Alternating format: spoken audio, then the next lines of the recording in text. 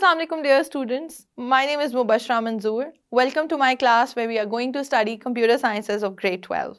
So आज के lecture में हम ऑलरेडी इनपुट आउटपुट को डिस्कस कर रहे हैं इस चैप्टर में और हमने ऑलरेडी बहुत डिटेल में डिस्कस कर लिया है printf का फंक्शन. सो इस लेक्चर में हम फोकस करेंगे scanf के फंक्शन पे which is to take input from the user. It is going to be very interesting when we will do some coding with it. So dear students, जैसे कि मैंने आपको कहा कि from here on things are going to be more interesting than ever. Programming में अभी तक हम सिर्फ क्या कर रहे थे कि हम प्रिंट करवा रहे थे चीज़ें, यानी कि हमारे पास रिजल्ट्स आ रहे हैं, हम प्रिंट करवा रहे हैं और असाइनमेंट्स भी हम खुद कर रहे हैं वैल्यूज़ की. So what if I tell you that you can have input from the user as well. So whenever we talk about user friendliness, और जब हम बात करते हैं कि हमारा जो इंटरफेस है वो कितना इंटरैक्टिव है, वो तभी पॉसिबल होता है जब यूज़र भी आपकी एप्लीकेशन से उतना ही इंटरैक्ट कर पाए. अगर आप एक फॉर्म फिल कर रहे हैं और उसकी सब फील्ड्स में ऑब्वियसली आपने खुद से इंफॉर्मेशन देनी है, तो that is interaction between you and that application.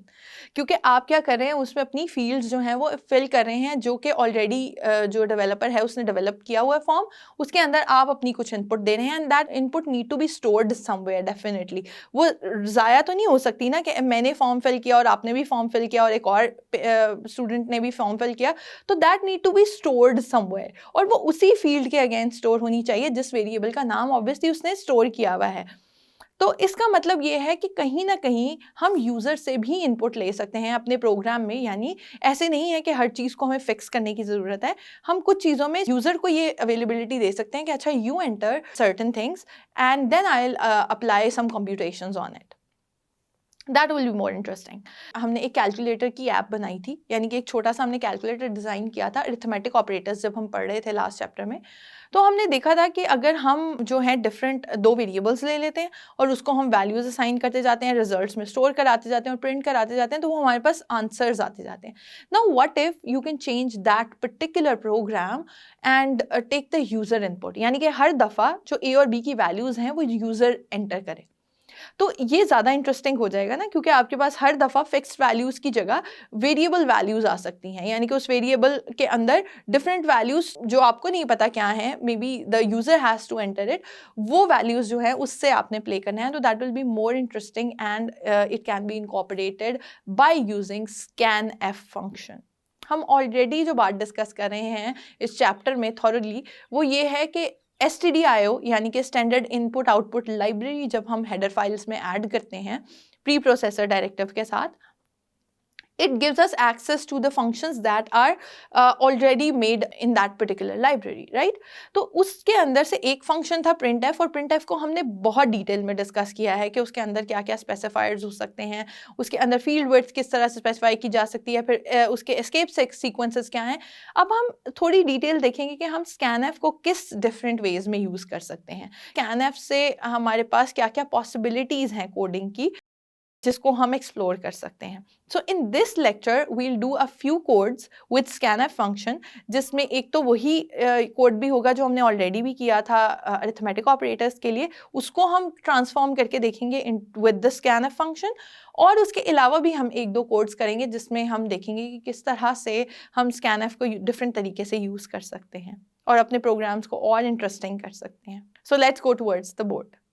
So students, जैसे कि मैंने आपसे कहा कि हम scanf को डिस्कस करेंगे. scanf का मतलब है कि हम यूज़र से इनपुट कैसे ले सकते हैं, जैसे printf का मतलब था कि हम प्रिंट कैसे करवा सकते हैं चीज़ों को ऑन द स्क्रीन. इसी तरह हम ये देखेंगे कि हम scanf के थ्रू यूज़र इनपुट किस तरह से ले सकते हैं. जब हम यूज़र इनपुट की बात कर रहे हैं तो उससे भी पहले हम देखते हैं कि scanf का एक्चुअली सिंटेक्स क्या है. scanf का सिंटेक्स इस तरह से है कि आप scanf लिखते हैं SCAN स्कैन और उसके साथ F, और इनको ऑल स्मॉल लेटर्स में आप लिखेंगे, किसी को भी कैप्स में नहीं लिखेंगे.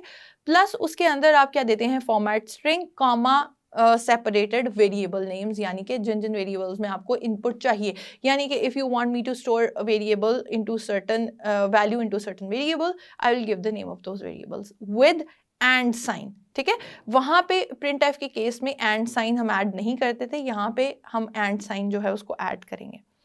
अच्छा, हम एक सिंपल सा प्रोग्राम बना रहे हैं जो कि क्या करेगा, किलोमीटर वैल्यूज़ को मीटर में चेंज करेगा, ठीक है।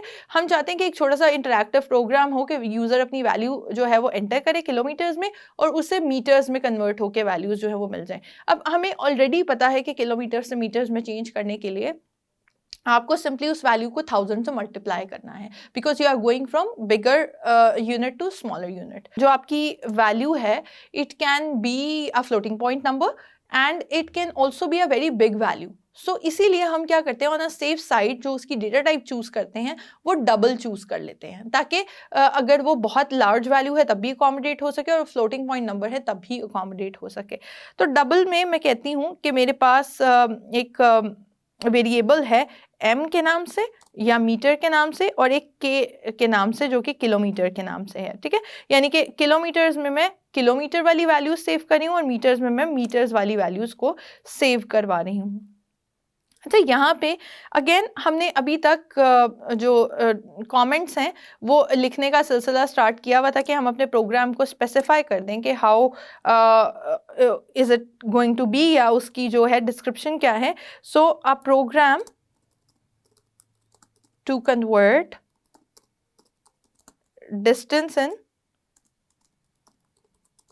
in kilometers to distance in meters। ठीक हो गया, ये हमारी डिस्क्रिप्शन आ गई, यानी कि हमारा कमेंट आ गया। ये हमने ऑलरेडी भी देखा है, मैं इसके दरमियान में भी कमेंट्स ऐड कर सकती हूँ, स्टार्टिंग में भी कमेंट्स ऐड कर सकती हूँ और लाइन के बाद भी। जैसे मैं यहाँ पे लिख दूँ वेरिएबल डिक्लेरेशन, यहाँ पे अगर मैं लिखूँ वेरिएबल डिक्लेरेशन तो इसका मतलब है कि मैंने स्पेसिफाई कर दिया। अब ये लाइन जो है वो एग्जीक्यूट नहीं होगी, लेकिन दे आर द स्पेसिफायर्स और they are the descriptors of my program, जो कि मेरी अपनी आसानी के लिए हैं या यूज़र की आसानी के लिए हैं।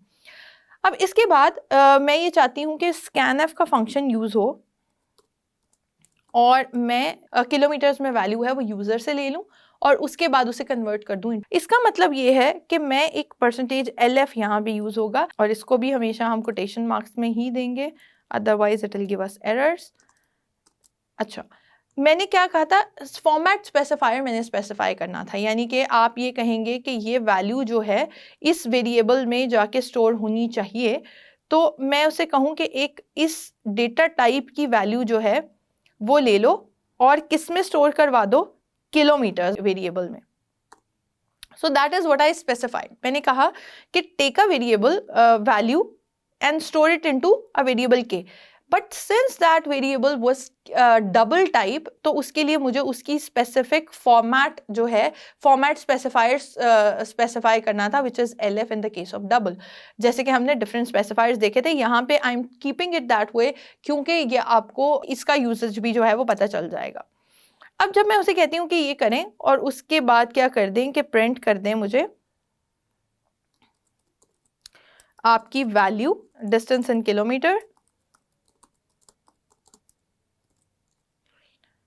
इज इक्वल टू, और वो कहाँ से आना चाहिए मेरे पास, मुझे कॉमा के बाद मुझे उसका देना चाहिए distance in metres, sorry distance in metres जो है वो मुझे स्पेसिफाई करना है, डिस्टेंस इन मीटर, क्योंकि that is my required output. तो मैं उसे कह रही हूँ वो कहाँ से ले लो, that is suppose to be taken from and m, यानी कि m वेरिएबल से जाके वैल्यू ले लो of the converted value in m। लेकिन अभी तक मैंने कन्वर्ट किया ही नहीं, which means that I have to give certain formula जो कन्वर्ट करता है किलोमीटर्स को मीटर्स में। तो मैं क्या करूंगी, मैं कहती हूँ कि m is equal to kilometres into 1000। यही फॉर्मूला है ना, जो भी वैल्यू हमारे पास किलोमीटर्स में आएगी उसको 1000 से मल्टीप्लाई करें, it will be your distance in metres, ठीक है ना। अब मैं उसे कह रही हूँ कि डिस्टेंस इन मीटर्स को ही चूज कर लें, लेकिन वो क्या करें आप कहाँ से ले लें, उसको किस वैल्यू से गेट करना है या किस वेरिएबल से गेट करना है, that is suppose to be done. Sorry, यहाँ पे एंड नहीं आएगा हमारे पास, यहाँ पे एंड आएगा। You have to store it in this one, क्योंकि जब हम यूज़ करते हैं स्कैनएफ तो उसमें हम एंड का साइन जो है वो यूज़ करते हैं, प्रिंटएफ में यूज़ नहीं करते। And when I would say कि ये इतना कोड जो है वो क्या कर रहा है, सबसे पहले इसने क्या किया, हमने दो वेरिएबल्स डिक्लेयर कर दिए जो कि डबल टाइप के थे, यानी फ्लोटिंग पॉइंट भी ले सकते हैं और लार्जर वैल्यू भी ले सकते हैं। फिर मैंने कहा स्कैनफ यूज़र इनपुट दे दें, यानी यूज़र इनपुट क्या करे, यूज़र इनपुट कोई डबल टाइप की इनपुट एंटर करे, कोई वैल्यू एंटर करे, and that will be stored into which variable, kilometre वाले वेरिएबल में, because that suppose to have, right, हम कह रहे हैं किलोमीटर्स को ही मीटर में कन्वर्ट करना है, तो हम जो यूज़र से वेरिएबल में वैल्यू मांग रहे हैं वो किलोमीटर वाले वेरिएबल में मांग रहे हैं। इस लाइन में हम उसको ये बता रहे हैं कि if you get a variable value, यानी अगर आपके पास इस टाइप की LF टाइप की यानी डबल टाइप की कोई वैल्यू आती है, you have to store it at what place, in the K variable. यानी कि ये एंड का ऑपरेटर हम इसलिए लिखते हैं क्योंकि ये उसके एड्रेस को रिप्रेजेंट करता है, यानी के वेरिएबल जहां पे स्टोर हुआ है मेमोरी में ये वहां पे जाएगा, इसीलिए हम एंड साइन, जब भी हम किसी वेरिएबल के साथ एंड लगाते हैं तो वो उसका एड्रेस बता देता है। तो हम कह रहे हैं इस एड्रेस पे जाके आप स्टोर कर दो इस वैल्यू को, जो वैल्यू आपको गिवन है बाय द यूजर, राइट। हम कह रहे हैं कि उसके ऊपर कोई ऑपरेशन परफॉर्म करना है। ऑपरेशन क्या परफॉर्म करना है, we have to convert it into metres by multiplying it by 1000। ये भी कर लिया हमने।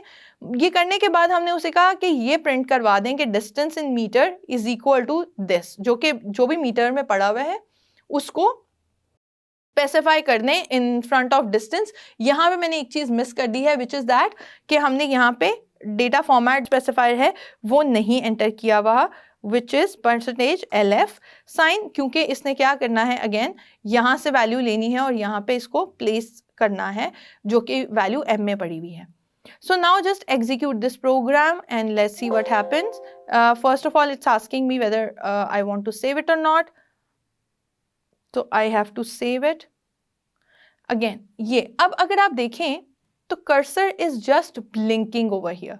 कर्सर कुछ भी नहीं कर रहा ना, उसने मुझे कुछ डिस्प्ले करके दिया है, क्योंकि execution of the program happen sequentially, right.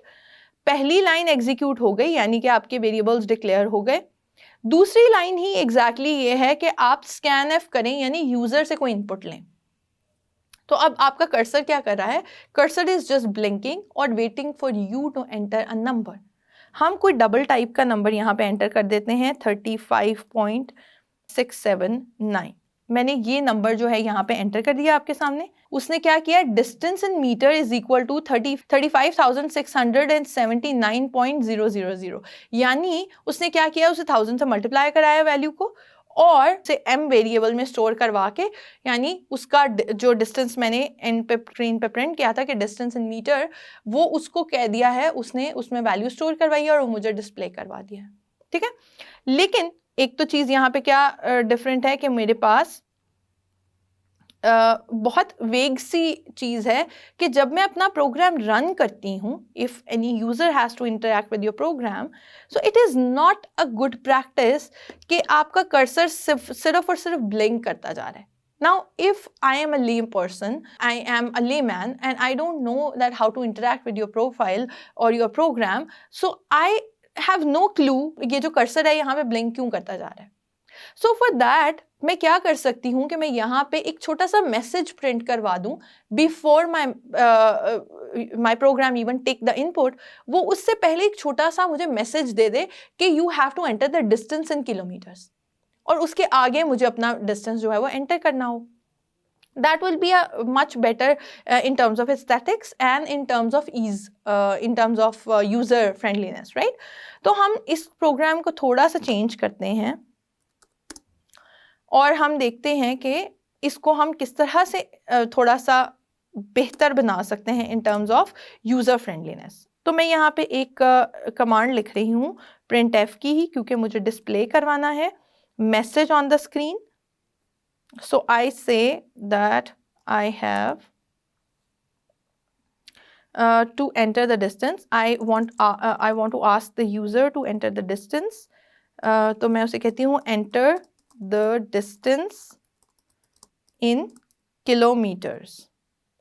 मैं इसको किलोमीटर्स ही लिख देती हूँ और उसके आगे मैं एक ऐसे एरो साइन डाल देती हूँ जिसके आगे उसने यूज़र से इनपुट लेनी है, यानी उसके आगे उसने जो है कहना है कि मुझे इनपुट करवा के दे दें या कोई वैल्यू जो है वो इनपुट कर दें और उसके आगे प्लेस कर दें। अब यहाँ पे हम इनपुट ले रहे हैं एक्चुअली, अगर मैं इसके आगे इसका वो लिख दूँ, इस लाइन में हम एक्चुअली यूजर से इनपुट ले रहे हैं, लेकिन अब उससे पहले क्या होगा, यहाँ पे एक मैसेज डिस्प्ले हो जाएगा, और सिंस मैंने इसके आगे बैकस्लैश नहीं डाला, इसका मतलब है जो ये इनपुट आएगी वो इसी के आगे डिस्प्ले हो जाएगी, ठीक है ना। So that's the trick. अगर मैं इसके आगे बैकस्लैश एन डाल देती हूँ तो ये पहले मैसेज डिस्प्ले होगा और उसके नीचे जो है नेक्स्ट लाइन में मेरे पास जो है वो यूजर इनपुट आएगी। सो इट इज़ बेटर कि वो किलोमीटर्स के आगे ही अपना लिख दे, यहाँ पे बैकस्लैश एन की ज़रूरत नहीं है। And that is something like that कि मैं उसे कहती हूँ कि परसेंटेज एन बैकस्लैश एन कर दें, यानी कि नेक्स्ट लाइन पे मुझे डिस्प्ले करके दें।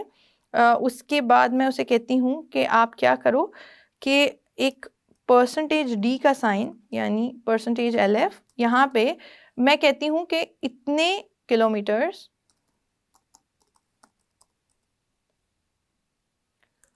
अब मैं चाहती हूँ यहाँ पे वो नंबर आए, यानी कि वो वाले नंबर्स आए जो यूज़र ने एंटर किए हैं, यानी कि इतने किलोमीटर्स। फॉर एग्जांपल मैं एंटर करती हूँ 3.4, तो मैं कहती हूँ 3.4 यहाँ लिखा हुआ आए, वेरिएबल से वैल्यू आए हर दफ़ा, जो यूज़र एंटर करता है उसी तरह से वैल्यू चेंज हो।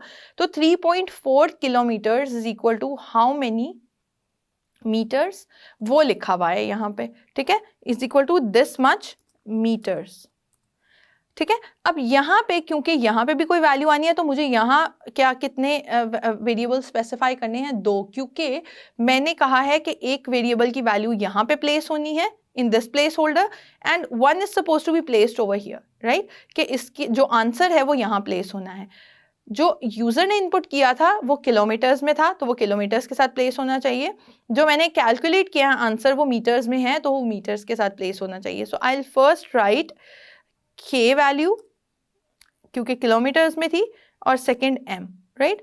तो अब आप अगर देखें, अच्छा आपने ये नहीं भूलना कि स्कैन एफ में जब हम वेरिएबल स्पेसिफाई करते हैं तो उसके साथ हम एंड का साइन ज़रूर लिखते हैं, प्रिंट एफ के केस में हम एंड का साइन नहीं लिखते, ठीक है। अब this is suppose to be our program. अगर आप देखें तो ये हमारा प्रोग्राम कंप्लीट हो गया। अब अगर मैं इसको एग्जीक्यूट करती हूँ, एग्जीक्यूट एंड रन, एरर 0 है, तो उसने क्या कहा है, सबसे पहले एक मैसेज डिस्प्ले हुआ है जो हमें कह रहा है enter the distance in kilometre, तो उसके आगे कर्सर ब्लिंक हो रहा है, कर्सर ब्लिंक हो रहा है। अब हमें समझ में आ रहा है कि कर्सर ब्लिंक क्यों हो रहा है, because it's waiting for me to enter certain number, right. और वो नंबर किस चीज़ के लिए है वो भी मुझे डिस्क्रिप्शन से बहुत आसानी से पता चल रहा है, that I have to enter the distance in kilometres, जिसको वो कन्वर्ट करके दे देगा किस में, मीटर्स में, ठीक है। तो मैं इसकी जगह पे क्या लिख देती हूँ, लेट्स डू दैट अगेन, हम इसको एग्जीक्यूट करते हैं दोबारा से, और हाँ जी कर्सर ब्लिंक हो रहा है, तो अब मैं यहाँ पे एंटर कर देती हूँ 3.5, तो it means that I have 3.5 kilometres which I want to be converted into metres. तो अब अगर आप यहाँ पे देखें तो वो कह रहा है कि 3.5 kilometres is equal to 3500 metres, right यानी क्या हुआ है, it is used as a place holder. यानी यहाँ पे अगर आप देखें ये जो वैल्यू थी, यानी कि यहाँ पे जो किलोमीटर्स वाली वैल्यू है जो यूजर ने इनपुट की है वो आ रही है फ्रॉम दिस वेरिएबल, के की वैल्यू यहाँ प्लेस हो रही है, और m की जो वैल्यू है यानी कि आफ्टर कैलकुलेशन जो वैल्यू है वो यहाँ पे प्लेस हो रही है, because that's how I specified it, ठीक है। अगर मैं इसको डिफरेंट तरीके से स्पेसिफाई करूंगी तो ये डिफरेंट तरीके से ही मेरे पास प्लेस होगा। So if you see that this is a better way to write a program. It is more friendly, it is more user understandable, and it also aesthetically very clean, and it is actually very organized when it is printed on screen, right? इस तरह की चीज़ों का भी ख्याल रखना चाहिए आपको कि आपका जो प्रोग्राम है या आपकी आउटपुट है बहुत ज़्यादा ग्लटर तो नहीं हुई हुई, ठीक हो गया। So with this we are done with this example. So students जैसे कि हमने ऑलरेडी देखा है कि एक एग्जांपल हम ऑलरेडी कर चुके हैं, I am just extending this one to incorporate the same concept into an earlier done program जो कि हमने ऑलरेडी किया हुआ है, कि एक कैलकुलेटर हमने बनाया था जो कि अरिथमेटिक ऑपरेशंस परफॉर्म करता था। हम देखते हैं कि अगर उसी में हमने यूज़र इनपुट को इनकॉर्पोरेट करना है, यानी कि जो मेरे पास वैल्यूज़ आ रही हैं वो यूज़र से आ रही हैं, हर दफ़ा एक छोटा सा इंटरैक्टिव प्रोग्राम है जिसमें हम वैल्यूज एंटर करते हैं, वो उसके एडिशन सब्ट्रैक्शन मल्टीप्लिकेशन डिवीजन दे देता है। तो लेट्स गो विद दैट। मैं उसी प्रोग्राम को थोड़ा सा चेंज करूंगी। हमारा पहला प्रोग्राम क्या था कि हम एक इंटीजर वेरिएबल, इसमें इंटीजर ही ले लेते हैं, आप कुछ भी वैल्यूज ले सकते हैं, मैं इंटीजर वेरिएबल ले लेती हूँ जिसमें a और b है इनकॉर्पोरेटेड, ठीक है। a और b इनकॉर्पोरेटेड है मेरे पास, जो मेरे पास वेरिएबल टाइप्स हैं। उसके बाद मैं कहती हूँ कि I want user to enter the first number, ठीक है। और मैं चाहती हूँ कि वो स्क्रीन पे प्रिंट भी हो, यानी कि यूजर के पास ये मैसेज आए कि एंटर योर फर्स्ट नंबर, ठीक है, ताकि उसको पता चले कि मुझे एक्चुअली एंटर करना क्या है, एंटर फर्स्ट नंबर, ठीक है। उसके आगे मैंने एक ये छोटा सा साइन डाल दिया ताकि उसके बाद जो है वो नंबर डिस्प्ले हो जाए या यहाँ पे प्रिंट हो जाए। अच्छा, मुझे क्या करना है उसके बाद, स्कैन एफ करना है, यानी कि उसके अंदर उस यूज़र से इनपुट भी लेनी है, ठीक है। अब यहाँ पे मुझे क्या करना पड़ेगा, %d साइन डालना पड़ेगा और मैं कहूँगी कि इसको कहाँ स्टोर करवा दे, ए में, ठीक है ना।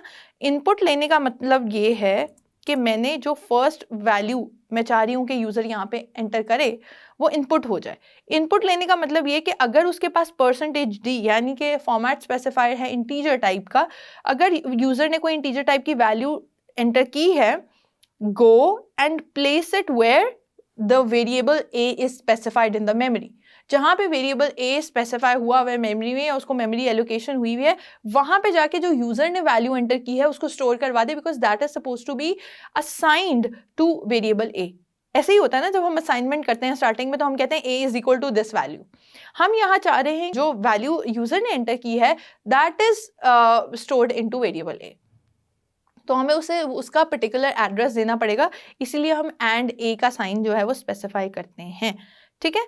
टेकिंग इनपुट वाली ही सिचुएशन को मैं दोबारा के दोनों को ही मैं कॉपी कर लेती हूँ, as it is I will repeat this particular task for second number, और यहाँ मैं उसे कह देती हूँ कि एंटर सेकेंड नंबर, ठीक है। सेकेंड नंबर का मतलब ये है कि it is suppose to go into be variable, ठीक है ना। अब सेकंड जो मैंने इनपुट लिया है उसको बी वेरिएबल में स्टोर होना चाहिए। इसके बाद हम देखते हैं कि अब हमने क्या करना है, उनके ऊपर ऑपरेशंस परफॉर्म करने हैं। अच्छा, यहाँ पे एक चीज़ जो अभी तक मैंने नहीं की थी वो ये थी कि मैंने जो रिजल्ट है वो स्पेसिफाई नहीं किया, यानी मैंने ये नहीं कहा कि रिजल्टेंट का जो आंसर है वो क्या होगा। अब यहाँ पे 2-3 तरीके हो सकते हैं। एक तो यही तरीका है कि आप रिजल्ट का ही वेरिएबल लें और उसी में वैल्यू जो है रोटेट करते जाएं ऑफ एवरी ऑपरेशन, और एक तरीका यह है कि आप हर ऑपरेशन के लिए सेपरेट वेरिएबल्स जो हैं वो ले लें। यहाँ पे मैं सेपरेट वेरिएबल्स के साथ काम करके देखती हूँ, क्योंकि हमने पहले क्या किया था, सिंगल वेरिएबल, तो इस तरह से दोनों तरीके जो है वो आपको समझ में आ जाएंगे। हम क्या करते हैं, इंटीजर टाइप का ही, क्योंकि सम का आंसर मैं सम एक वेरिएबल ले लेती हूँ, डिफरेंस के नाम से एक वेरिएबल ले लेती हूँ, DIFF के नाम से वेरिएबल का नाम मैं कुछ भी दे सकती थी, मल्टीप्लिकेशन MUL के नाम से मैंने एक ले लिया। सिंस इंटीजर्स हैं A और B, तो मेरे पास जो आंसर है वो आ सकता है इंटीजर में ही, जब हम एडिशन सब्ट्रैक्शन मल्टीप्लिकेशन कर रहे हैं। लेकिन इफ़ यू रिमेंबर, हमारे पास डिवीजन का आंसर जो है वो डिफरेंट आ सकता है। सो इंटीजर को हम फ्लोटिंग पॉइंट नंबर ले लेते हैं और उसको हम कहते हैं डिव से हमने रिप्रेजेंट कर दिया। तो मेरे पास यहाँ पे कुछ जो हैं वेरिएबल्स और ऐड हो गए। Now what I have to do is I have to specify their operations, ठीक है। अब मैं एक ही दफ़ा में स्पेसिफाई कर सकती हूँ ऑपरेशंस, क्योंकि मेरे पास वेरिएबल्स जो हैं वो ओवरराइट नहीं हो रहे। Last time if you remember the program, उसमें क्या होता था, मैंने पहले एडिशन परफॉर्म की, उसको रिजल्ट में स्टोर करवाया, उसको प्रिंट करवाया, उसके बाद मैंने नेक्स्ट टाइम रिजल्ट को स्टोर जो है यूज़ किया फॉर सब्ट्रैक्शन। तो मैं one after the other sequence में जो है रिजल्ट को यूज़ करी थी। लेकिन यहाँ पे मैं सारे के सारे ऑपरेशंस एक ही दफ़ा स्पेसिफाई कर सकती हूँ, क्योंकि कोई भी वेरिएबल ऐसा नहीं है जिसमें वैल्यू ओवरराइट होनी हो, ठीक है। तो इसका मतलब है सम में, सम को मैंने डिफाइन कर दिया कि sum is equal to A plus B। इसी तरह डिफरेंस जो है मेरे पास that is equal to A minus B। इसी तरह वहाँ पे क्या था, मैं पहले सम स्पेसिफाई करती थी, उसके नीचे ही मैं फौरन प्रिंट करवा देती थी रिजल्ट की value, if you remember that, क्योंकि जब नेक्स्ट ऑपरेशन परफॉर्म होगा रिजल्टेंट एक ही है वेरिएबल, तो रिजल्टेंट ने ओवरराइट हो जाना है, रिजल्टेंट में वैल्यू डिफरेंस की आ जानी है, इसीलिए मैं पहले उसे प्रिंट करवा लेती थी ताकि वो वैल्यू जो है वो मेरे से लॉस ना हो जाए। यहाँ पे सेपरेट वेरिएबल्स हैं तो डेफिनेटली कोई भी एक वेरिएबल दूसरे को ओवरराइट नहीं कर रहा। So if you are understanding that, it's very important to understand this point कि मैं ये क्यों कर रही हूँ, ठीक है, और किस तरह से ये दोनों चीजें डिफरेंस हैं। Multiplication is equal to A multiplied by b। उसके बाद मेरे पास लास्ट चीज़ आ जाती है division, which is specified by me by the variable div, और मैं उसे कहती हूँ a डिवाइडेड बाय b। ठीक है, अब मैंने सारे ऑपरेशंस डिफाइन कर दिए और अब मैं कह सकती हूँ कि I have to take the results and I have to display them. मैं क्या ले रही हूँ, कंट्रोल v, मैंने कहा कि your answer of the sum is equal to, now I want to specify कि सम कहाँ से आएगा। सम आएगा वेरिएबल सम से, हमने उसका नाम ही सम रखा था। और क्योंकि मैंने एक वेरिएबल जो है स्पेसिफाई किया है with in the parenthesis of F function, तो उसके अंदर क्या होता है कि मुझे ये भी बताना पड़ेगा कि उसकी डेटा टाइप क्या है, या मुझे स्पेसिफायर देना पड़ेगा जो कि फॉर्मेट स्पेसिफायर हो। Format specifier for variable integer type variable is %d, तो मैं यहाँ पे %d साइन लिख देती हूँ। अच्छा, अगर मैं प्रिंट के बाद कोई ऐसी कमांड नहीं दूंगी, यानी मैं ये नहीं बताऊंगी कि मुझे नेक्स्ट लाइन पे जाना है और मैं \n जो है वो स्पेसिफाई नहीं करूंगी, तो वो उसी के आगे वैल्यूज जो है वो लिखता जाएगा। सो नाउ यू अंडरस्टैंड कि हम \n क्यों यूज़ करते हैं। सो \n हमने लिख दिया। इसी तरह मैं सारे के सारे वेरिएबल्स जो हैं उनको स्पेसिफाई कर दूंगी by writing them in this form. अब मैंने कहा कि डिफरेंस जो है उन वेरिएबल्स का, वो भी यहाँ से आ जाएगा, और इसका मतलब है ये कौन से उससे आना है, वेरिएबल से, डिफरेंस वेरिएबल से।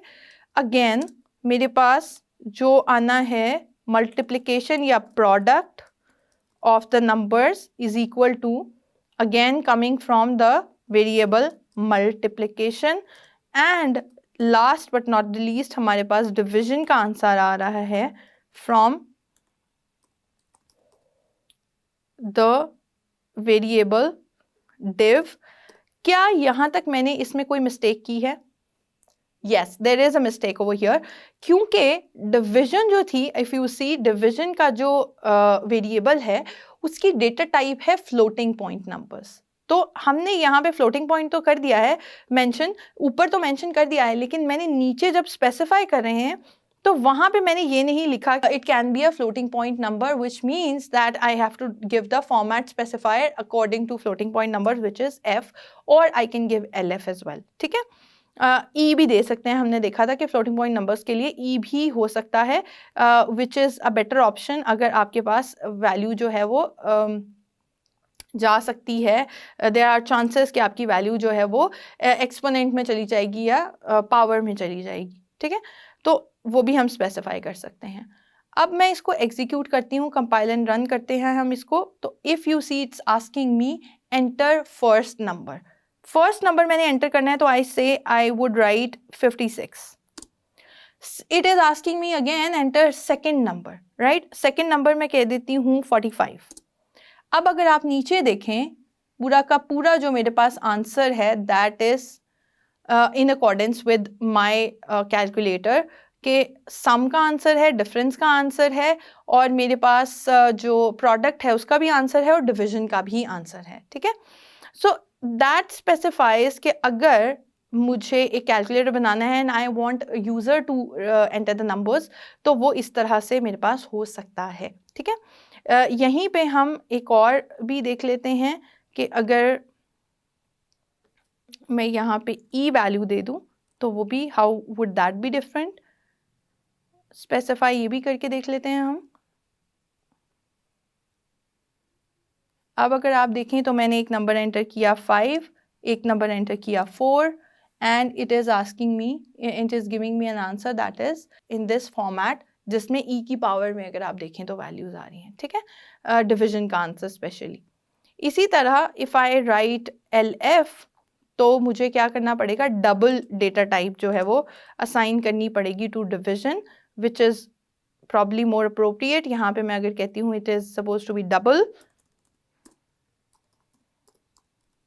तो अब मेरे पास क्या होगा, अगेन मैं इसमें फ्लोटिंग पॉइंट नंबर्स को हैंडल कर सकती हूँ, और इट इज़ आस्किंग मी के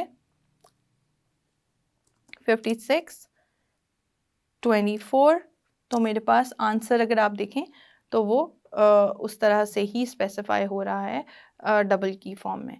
सो if you see that now ये हमने अपना जो पिछला ही प्रोग्राम था उसको थोड़ा सा इम्प्रूव कर लिया है, मॉडिफाई कर लिया है according to the concepts that we have done so far.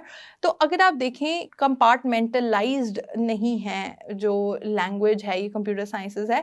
You have to organize all the concepts and you have to use all the concepts जो कि बहुत कनेक्टेड हैं आपस में। So you can actually transform different mathematical problems into your coding examples as well. So do try that at home.